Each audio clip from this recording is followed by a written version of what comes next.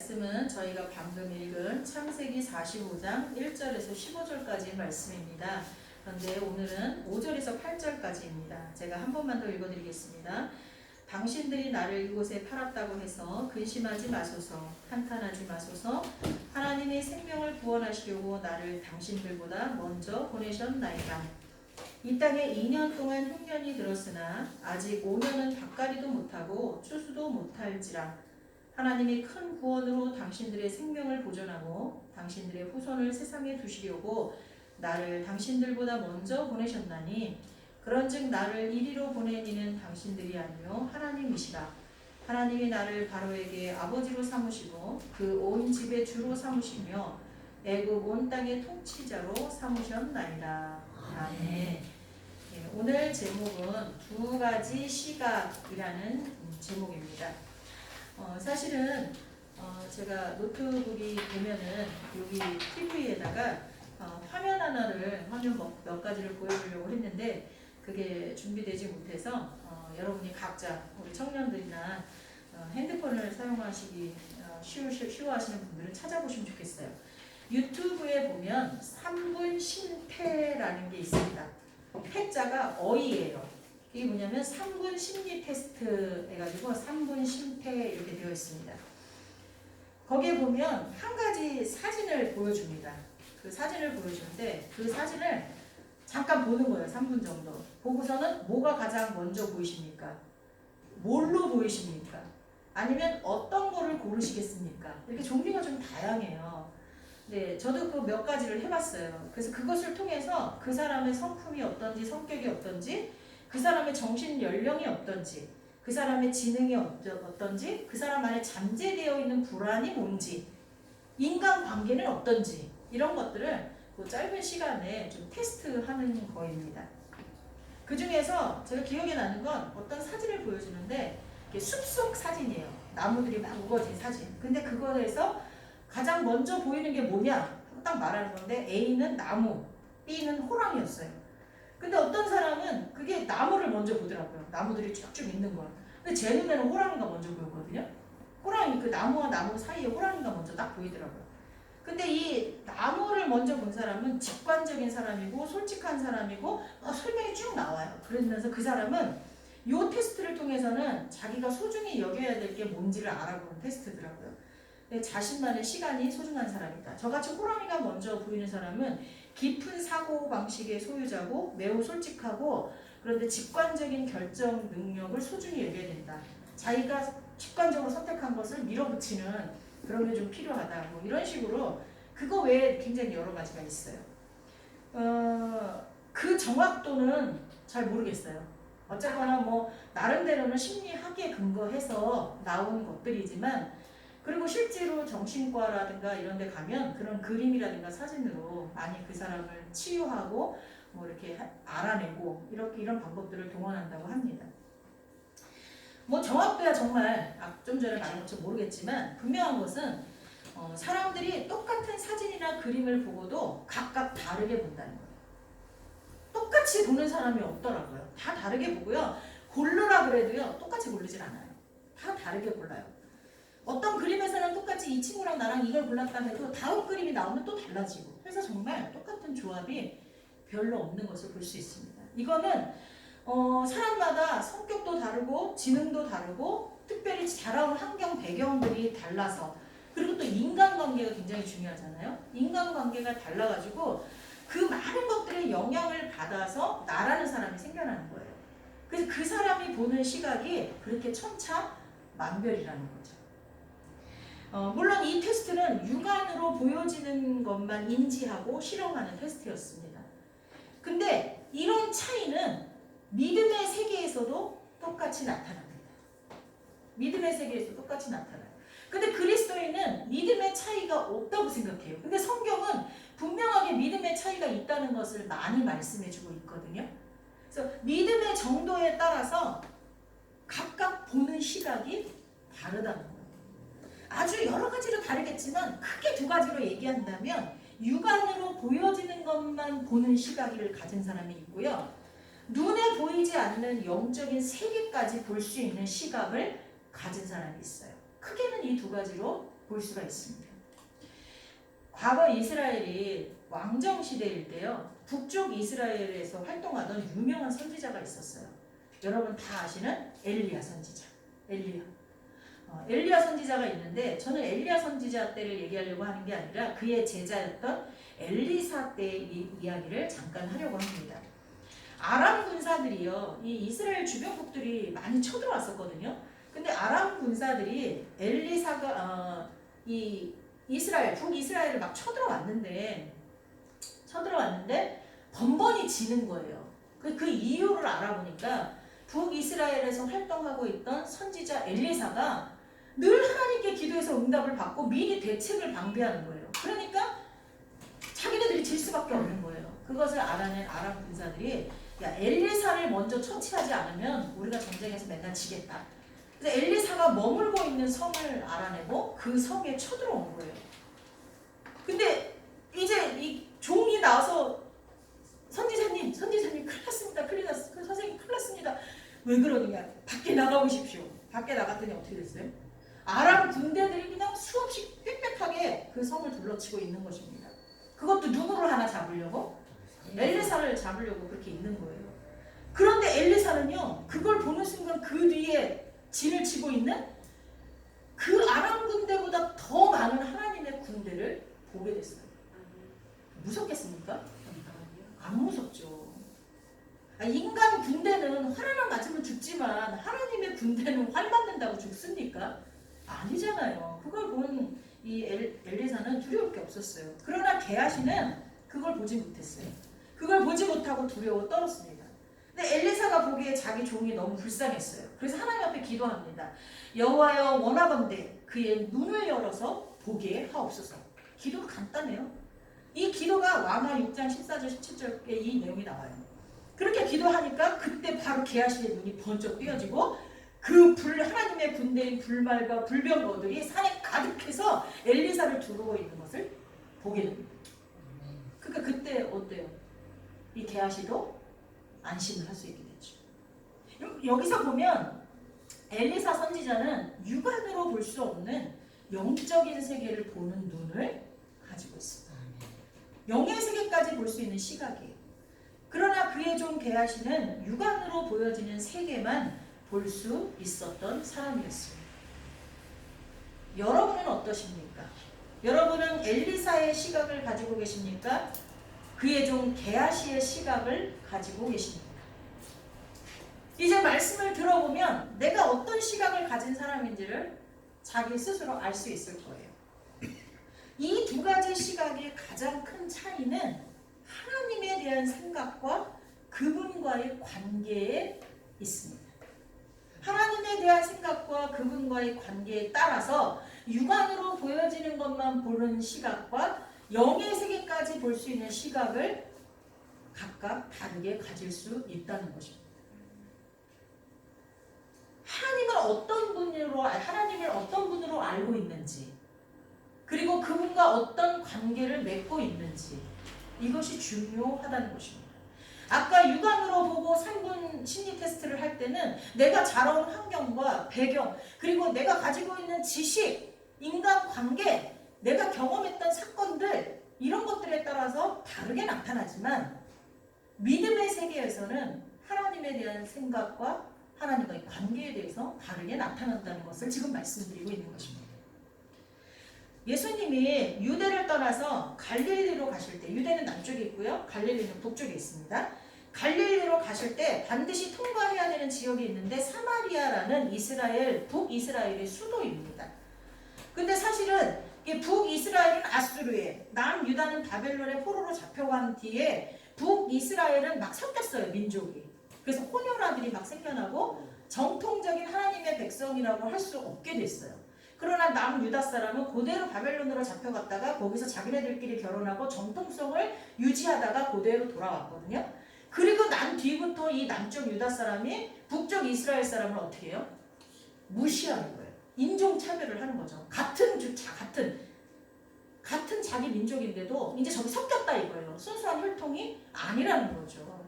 이스라엘은 그게 굉장히 중요하잖아요. 왜냐하면 하나님께서 이삭에게서 난 후손만 하나님의 자손이라고 딱 그때 명해준 게 있기 때문에 이 섞이는 거에 대해서는 아주 민감한 그런 민족입니다.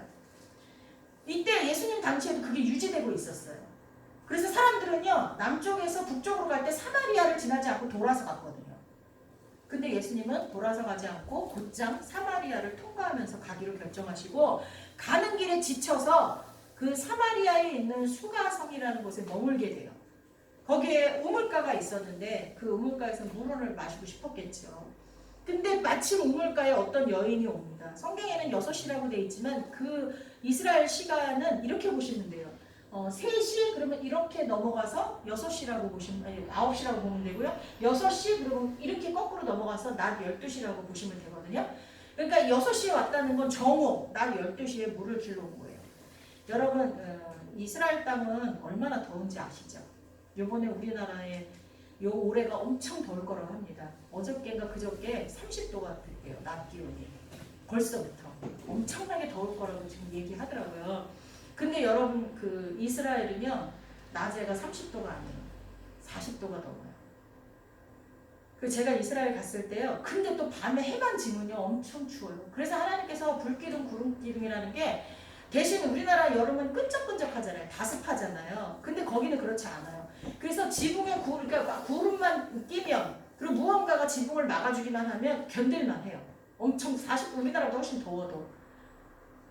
근데 햇빛에 노출돼 있다, 이거는 견딜 수 없어요. 낮에는 타 죽을 것 같고요, 밤에는 또 추워요. 근데 그 정오에 물을 길러왔다는 건 이 여자가 사람들의 눈을 피하려고 하는 거겠죠. 근데 예수님하고 대화하는 내용을 보면 이 여자의 남편이 5명이었고 지금 살고 있는 남편도 자기 남편이 아니라는 걸 예수님은 알고 있었고, 그것을 그 여자한테 얘기하게 됩니다. 근데 예수님이 그 여인한테 물을 달라고 하니까 그 여인은 평소에 자신들, 사마리아 사람들을 상종하지 않던 남쪽 유대 청년이 자신에게 물을 달라고 하니까 비꼬면서 이렇게 말합니다. 유대인으로 어찌하여 사마리아 여자인 나에게 물을 달라고 하십니까? 이렇게 얘기합니다. 평상시에 나를 그렇게 우리를 무시하더니 뭐 당신 목마르다고 지금 나한테 물 달라는 거야? 이런 식이겠죠. 근데 주님이 말씀하시죠. 물을 달라 하는 이가 누군지 너가 알았더라면 이렇게 하지 않았을 거라고 얘기를 해요. 근데 얘기를 쭉 해가는 과정 속에서 이분이 일반적인 사람이 아니라는 걸 깨닫게 됩니다. 이 여인이. 처음에는 그냥 유대 땅 젊은 청년, 30대 청년으로, 그것도 예수님의 모양이 볼품이 없었잖아요. 그냥 못생긴 30대 유대 청년으로 알았다가 나중에 이 여자의 입에서 선지자냐고 고백을 합니다. 선지자십니까? 나중에는 결국은 이 여자가 예수님을 메시아로 받아들이게 되고, 그때 모든 걸 팽개치고 가서 마을로 가서 예수님을 전하는 사람이 됩니다. 이제 그녀는 예수님을 보는 시각이 바뀌었습니다. 젊은 청년으로 봤던 그 시각에서 선지자, 랍비로 봤던 시각으로 바뀌고, 거기서 이제 오직 나를 구원하신 메시아 그리스도, 나의 주인으로 그 시각이 바뀌어가는 것이 고스란히 말씀에 드러납니다. 여러분, 사도 바울도 그렇습니다. 바울도요, 처음에는 예수님을 뭘로 알았어요? 사이비 교주로 알았어요. 유대교를 흐트리는 사이비 교주로 알았어요. 그래서 예수님을 따르는 자들을 다 잡아 죽이려고 문서까지 받아가지고 지금 잡아 죽이려고 가고 있다가 다메섹 도성에서 예수님을 만나죠. 살아계신 예수님을 만나는 게 아니라 예수님의 음성을 듣습니다. 사울아 사울아 왜 나를 핍박하느냐? 누구시오니까? 네가 핍박하는 예수라. 예수님을 정말로 만나게 돼요. 그래서 그가 이제 사울에서 바울이 되고, 그가 정말 메시아, 예수님을 구원자로 받아들이고 난 뒤부터 그는 더 이상 자신의 경험, 자신의 지식, 학식, 정보 이런 것에 갇혀서 육안으로 예수님을 보고 판단하는 사람이 더 이상 아니게 됐습니다. 여태까지는 자기의 지식과 정보와 자기가 가지고 있던 모든 것을 동원해서 예수님을 바라보고 판단했지만, 정말 예수님을 구원자로 믿고 나니까 이젠 그렇게 보지 않는 거예요. 영적인 세계를 볼 수 있게 된 거예요. 사실 이사야서에 보면 육안으로 예수님을 봤을 때는 존경할 만한 것은 고사하고 흠모할 만한 아름다운 것이 하나도 없다. 전혀 없다고 그랬어요.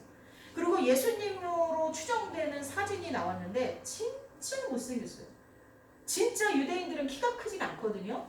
진짜 유대인들은 좀 자그마해요. 그러나 이목구비는 또렷한데 예수님은 우리가 맨날 영화에서 그 미국 사람, 예수님 역할을 하는 뭐 미국인들 이런 사람들을 봤기 때문에 잘생겨 보이지 실제로 예수님은 성경에 기록되기를 진짜 못생긴 걸로 나와요. 흠모할 만한 아름다운 것이 한 개도 없다 그래요. 그런 사람이 수많은 제자들을 끌고 다닐 때 이 사도 바울이 보기에 얼마나 한참해 보였겠어요. 그것도 목수의 아들. 지금으로 말하면 우리나라로 말하면 백정의 아들. 지금은 백정, 뭐 고깃간집 사장님 최고지만 옛날에는 백정이었잖아요. 그러니까 천한, 직업 중에서도 천한 직업을 가진 사람의 아들. 외모도 볼품없는 그런 자가 스승이랍시고 랍비랍시고 많은 사람들을 데리고 다닐 때 참 사도 바울 입장에서는 한심하게 봤을 거예요. 근데 그의 시각이 바뀌었습니다. 예수님을 제대로 알고 나니까 완전히 바뀌는 거예요. 그리고 오늘 또 한 사람, 이 본문에 나타나는 사도 바울은 신약 시대의 사람이지만 사도 바울이 태어나기도 한참 전에 구약의 족장 시대에 살고 있었던 요셉이라는 사람이 바로 그런 사람입니다. 요셉은 야곱의 아들인데요. 여러분 야곱은 누군지 잘 아시죠? 믿음의 조상인 아브라함의 아들 이삭, 그 이삭의 둘째 아들입니다. 첫째 아들은 에서고 둘째 아들이 이삭이에요.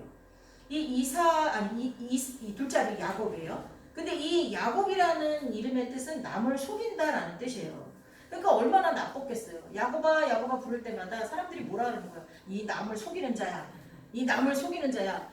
다른 사람의 발뒤꿈치를 잡고 어떻게 해서든지 이기려고 했던 이 사기꾼 같은 자야. 이렇게 불려지는 거잖아요. 자기가. 근데 이름을 왜 이렇게 줬는지 모르겠어요. 부모가 자식의 이름을 왜 이렇게 줬는지 몰라. 근데 하여튼 야곱이 그런 뜻이에요. 근데 이 야곱이 하나님에 의해서 이스라엘이라는 이름으로 바뀌어요. 야복강가에서 천사와 씨름하며 끝까지 천사를 붙잡고 나를 축복하지 않으면 놓아주지 않겠다고 천사를 붙잡고 끝까지 견뎠죠. 그래서 이겼잖아요. 그래서 하나님과 겨루어 이겼다라는 뜻의 이름인 이스라엘이란 이름으로 바꾸어 주셨습니다. 그래서 야곱에서 이스라엘로 이름이 바뀌게 된 사람인데 그 사람의 아들이 바로 요셉입니다. 야곱은 12명의 아들이 있었는데요. 그 12명의 아들이 결국은 이스라엘의 12지파가 됩니다. 근데 이 12명의 아들 중 요셉은 몇 번째 아들이었을까요? 11번째 아들이에요. 근데 이 야곱에겐 4명의 부인이 있었는데 그 중에서 가장 사랑했던 부인이 라헬이죠. 그 라헬이 2명의 아들을 낳았는데 요셉과 베냐민, 11번째 요셉, 12번째 베냐민을 낳았죠. 근데 이 야곱이 너무나 사랑했던 여인의 아들인 요셉을 편애했어요. 근데 자식을 편애하는 것은 그 가정을 망치는 일이죠. 근데 결국은 이 야곱의 편애로 인해서 요셉이 형들에 의해서 애굽으로 탈려가게 됩니다. 형들은 아버지의 심부름으로 자신들을 보러 온 동생이 짐승에게 물려서 죽었다고 거짓말을 하고 팔아버렸어요. 노예로. 그리고 세월이 흘렀습니다. 10대에 노예로 팔려갔던 요셉이 30대가 되었는데 그때는 더 이상 노예가 아니었습니다. 요셉은 애굽에서 바로왕 다음 가는 서열인 2인자가 되어 있었습니다. 2인자가 되어 있었어요. 하나님의 은혜와 돌보심은 언제나 요셉과 함께 했습니다. 뿐만 아니라 요셉이 머물고 있는 애굽까지 보호하셨습니다. 하나님께서 여러분을 보호하고 인도하실 줄 믿습니다. 그리고 여러분이 속해 있는 가정을 보호하실 줄 믿습니다. 여러분이 속해 있는 직장을 보호하실 줄 믿습니다. 이렇게 보호 속에서 애굽의 총리가 된 이 요셉이 애굽을 잘 다스리고 있었지만 그때는 기근이 심한 기간이었어요. 7년 동안 있을 기근. 근데 그 주변국들까지 똑같이 기근에 시달리고 있는데 너무나 기근이 심하니까 곡식이 다 떨어지고 오직 곡식이 애굽에 남았다는 소리를 듣고 주변국들이 애굽으로 쌀을 사러 곡식을 사러 오게 됐습니다. 그 대열에 누가 끼어 있었습니까? 야곱의 자녀들, 야곱의 가족들, 즉 요셉의 형제들도 그 안에 끼어 있었어요. 딱 봤을 때 요셉은 형들을 알아봤겠죠. 그러나 형들은 요셉이 그 사이에 컸잖아요. 많이 자랐고 신분이 어떻게 돼 있어요? 자신들은 노예로 팔았는데 요셉의 신부는 그 나라 총리가 되었으니 감히 우러러볼 수도 없고 감히 동생이라고 생각도 못합니다. 근데 요셉이 꾀를 써서 형들을 한 형제를 한 형을 잡아놓고 베냐민을 데려오게 하고 여러 가지 일들을 있고 난 뒤에 두 번째 왔을 때 요셉이 자기가 동생임을 밝히게 되죠. 여러분 창세기 많이 읽어보셔서 아시죠?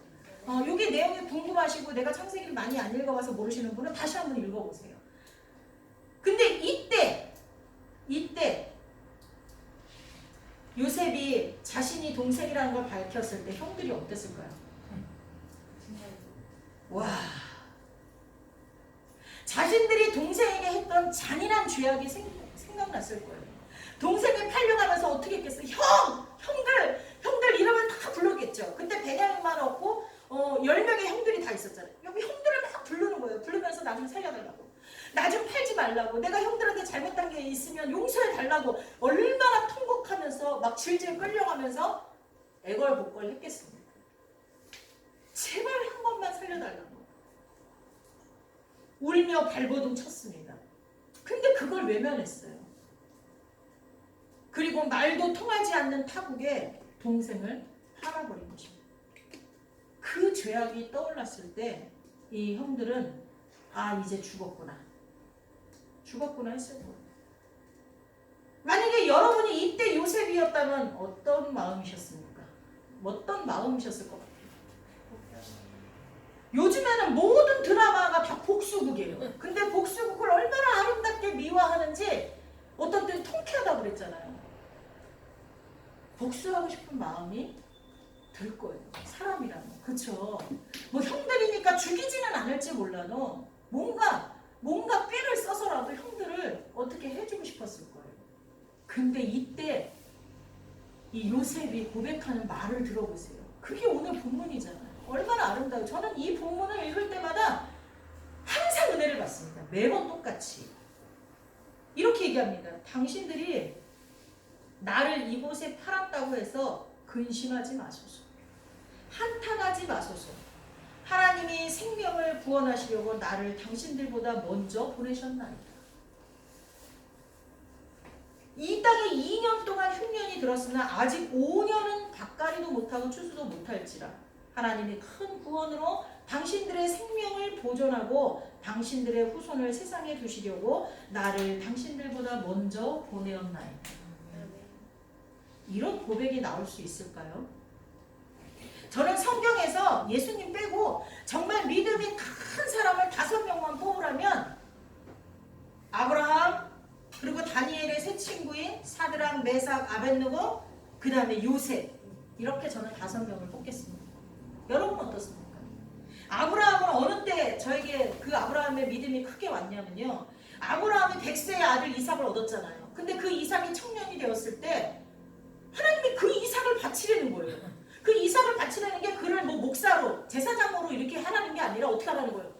죽여가지고 번제로 드리라는 거예요. 야, 여러분 그게 가능합니까? 근데 이 아브라함은 뭐 고민을 했는지 어쨌는지 어떻게 괴로웠는지 그거는 나오지 않지만 지체하지 않고 준비를 해가지고 모리아산으로 갑니다. 근데 이제 중간까지는 이제 하인들하고 같이 가지만 막판에는 하인들은 여기서 기다리라고 그러고 아들 이삭만 데리고 나무하고 이런 거 횃불 들고 갑니다. 근데 아들 이삭이 그래요. 아버지한테 물어봐요. 아버지, 뭐 제사 드릴 모든 게 준비됐는데 제물은 어디 있습니까? 그렇게 얘기를 하죠. 이 아들 이삭도 눈치가 있으니까 이 뭔가 이상하거든요. 그러니까 그렇게 물었어요. 그러나 아들 이삭도 생각했어요. 설마 하니 나는 아니겠지. 그렇지 안 그러겠습니까? 근데 아무리 봐도 양이 없거든요. 염소가 없거든요. 그때 아브라함의 대답, 창세기 22장 8절에 보면 아브라함이 이르되 내 아들아, 번제할 어린 양은 하나님이 자기를 위하여 친히 준비하시리라. 이렇게 대답합니다. 여기서 이 아브라함의 믿음을 알 수가 있어요. 근데 하나님도 저와 똑같이 감동하시고 막 죽이려고 내리치려고 할 때 그만하라고 막 다급하게 소리치고 내가 이제 너의 믿음을 알겠다. 나를 얼마나 신뢰하는지 알겠다. 라고 딱 얘기하시잖아요. 그리고 다니엘의 세 친구인 사드락, 메삭, 아벳느고는 어느 때 알았냐면요. 이 이 다니엘과 더불어서 이스라엘에서 잡혀온 그 유대 청년들이 너무나 똑똑한 거예요. 특히 다니엘 그리고 세 친구들은 막 모든 사람이 시기했단 말이죠. 근데 너무너무 똑똑하다 보니까 이들을 어떻게 해서든지 없애버리고 싶었어요. 그래서 그 당시 바벨론의 왕이었던 느부갓네살을 살살살 갈대아인들이 꼬셔가지고 금신상을 크게 만들게 하고 막 엄청 높게 만들게 하고 거기다가 다 절하는 날을 만들었어요. 그리고 왕이 도장을 꽝 찍어서 여기에 절하지 않는 자들은 다 죽이는 걸로 그렇게 만들었어요. 근데 그때 이 다니엘의 세 친구들은 절을 합니까? 안 하죠. 그러니까 이 사람들을 잡아왔어요. 근데 왕은 자기 권위가 있으니까 사실은 왕은 다니엘도 그 친구들도 아꼈거든요. 그렇지만 자기의 권위가 있어서 죽일 수밖에 없었어요. 근데 왕이 한 번도 다른 사람 같았으면 그런 기회도 안 줬을 거예요. 근데 이 다니엘과 세 친구들한테는 기회를 준 거죠. 이 세 친구들한테 물어봅니다. 너가 어떻게 나한테 그렇게 대할 수가 있어? 너네들을 비록 잡아왔지만 너네들한테 내가 얼마나 잘해줬는데 어떻게 이럴 수가 있어?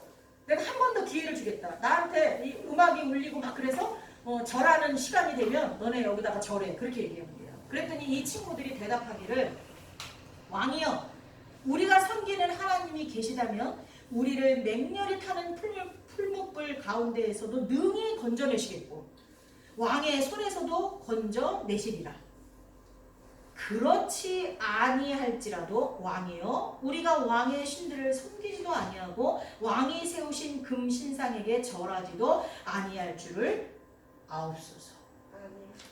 그리 아니할지라도 자기를 능히 살려내실 수 있지만 자기들을 근데 설사 하나님의 뜻이 거기서 죽게 하는 거라서 우리를 살리지 않을지라도 그래도 나는 하나님만 믿겠다는 거예요.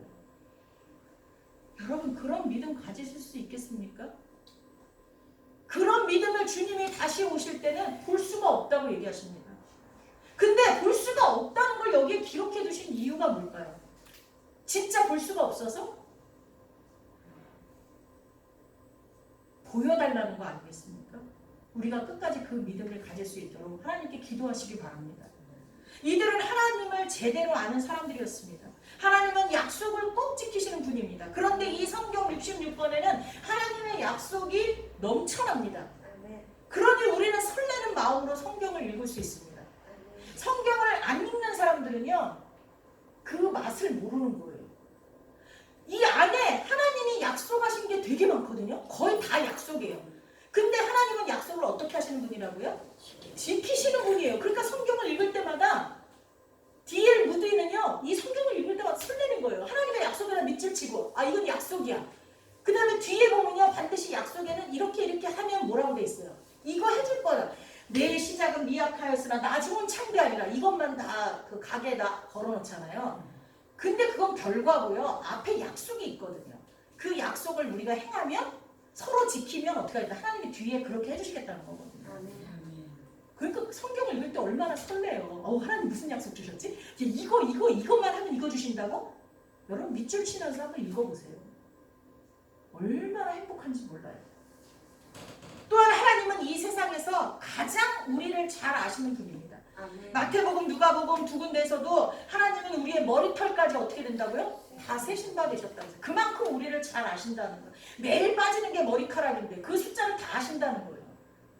그러니 내 남편이, 내 아내가, 내 자식이, 내 부모가 나를 잘 아는 것 같아도 아니거든요. 모르거든요. 밖에서 행동하는 나랑 여기서 행동하는 나랑 전혀 다르거든요. 근데 하나님은 다 아신다는 거예요.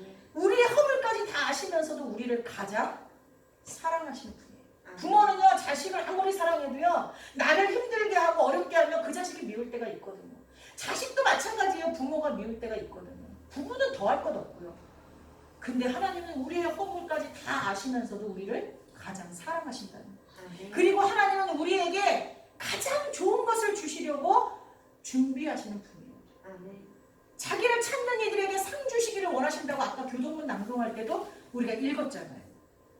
이걸 정확히 알고 흔들림 없이 끝까지 믿는다면 누구나 이 사람들 같이 될 수 있어요. 아브라함 같이 될 수 있고요. 다니엘의 새 친구처럼 될 수 있고 요셉처럼 될 수 있어요. 하나님은 이 모든 것을 말로만 마음으로만 하고 행할 수 없는 분이 아니고 어떤 상황에서도 변덕 없이 당신이 약속하신 것을 이루시는 분일 줄 믿습니다. 아멘. 그런 하나님을 제대로 아시기 바랍니다. 아멘. 아멘? 아멘. 이렇게 하나님을 정말 제대로 알고 하나님을 확실히 믿는다면 우리도 우리 눈으로 보여지는 세계만 보는 것이 아니라 영안이 열려서 하나님이 준비한 것들을 보게 되는 시각을 갖게 될 것입니다. 아멘. 주변 상황이 어떻게 변해도 때로는 내가 이해할 수 없고 받아들일 수 없는 억울한 일, 고통스러운 일이 생겨도 하나님이 해결해 주실 것을 미리 보게 될 것입니다. 여러분 살다 보면요, 이해할 수 없는 일들이 우리에게 생깁니다. 억울한 일이 우리에게 생깁니다. 통곡할 일이 생기고 너무나 슬프고 뼈아픈 일이 생깁니다. 이유를 모르겠어요. 내가 크게 잘못한 게 없는데 사람들이 갑자기 어려운 일을 당하면 제일 먼저 하는 말이 뭔지 아십니까? 왜 이게 나한테 이런 일이 생기냐 그럽니다. 그러면 나한테 이런 일이 안 생기면 누구한테 생겨야 됩니까? 나 아닌 다른 사람한테 생겨야 됩니까? 그러면 이해가 되십니까? 사람들은 다 그래요. 왜 이 일이 나한테 생기냐 그래요. 그러니까 이 일이 나가 아니라 다른 사람한테 생기면 나름대로 이유를 찾겠다는 뜻이죠. 근데요, 우리가 하나님을 제대로 믿는다면 나에게 그런 일이 생겨도 그 일이 주어진 이유를 눈으로 미리 보게 됩니다. 설사 그 일을 지금 못 본다 할지라도 시간이 지나면서 그 모든 일들이 나를 살리는 하나님의 계획이었고 나를 돕기 위한 사람의 손길임을 느끼게 될 것입니다. 눈으로 보는 것보다 더 정확하게 보는 경험을 하게 될 것입니다. 사람의 시각은 육적인 세계에만 다양하게 나타나는 것이 아닙니다. 믿음의 세계에서도 다르게 나타납니다. 무엇을 보든 하나님의 정의와 사랑과 전능하심을 믿고 바라보는 믿음의 시각을 지니시기 바랍니다. 내 판단, 내 기준, 내 상식으로만 바라보는 육적인 시각이 아니라 아브라함처럼, 요셉처럼, 다니엘의 세 친구처럼, 그리고 사도 바울처럼 예수님을 그리스도로 구원자로 믿는 믿음의 시각을 갖게 되시기를 축원합니다. 기도하겠습니다. 하나님, 우리 모두를 하나님의 자녀로 인정하여 주시니 감사드립니다. 이제 우리 모두 세상을 바라볼 때, 그리고 우리의 현실을 바라볼 때 눈에 보이는 대로 믿는 것이 아니라 하나님의 약속, 그 약속을 이루실 주님, 우리를 당신의 생명보다 더 사랑하시는 하나님의 놀라운 사랑, 그 사랑으로 우리를 구원하신 예수님을 변함없이 굳게 믿는 믿음의 눈을 갖게 하여 주옵소서. 아멘. 어떤 것을 보더라도 믿음으로 바라보는 시각을 갖게 하여 주옵소서. 아멘. 그리고 그 시력이 쇠퇴하지 않게 하옵소서. 예수님의 이름으로 기도하옵나이다. 아멘. 이제는 우리 주 예수 그리스도의 은혜와 성부 하나님의 극진하신 사랑하심과 성령 하나님의 감화 감동 교통하심이 오늘 말씀을 듣고 주님이 준비하신 영적인 세계까지 바라볼 수 있는 시각을 허락하여 주옵소서. 그리고 그 시각이 쇠퇴하지 않도록 하나님 보호하여 주옵소서. 간절히 소원한 성도들 머리 위에와 세계 각 곳에서 흩어져 선교하고 있는 선교사님들 머리 위에, 그들 가정 위에, 그리고 코로나로 또 경제적인 어려움으로 고군분투하며 이 나라를 어떻게 하면 잘 통치할까 고민하고 있는 대통령과 모든 위정자들 머리 위에, 그리고 공무원들과 여러 곳에서 봉사하고 헌신하는 모든 사람들 머리 위에 영원히 함께 하시기를 간절히 축원하옵나이다. 아멘.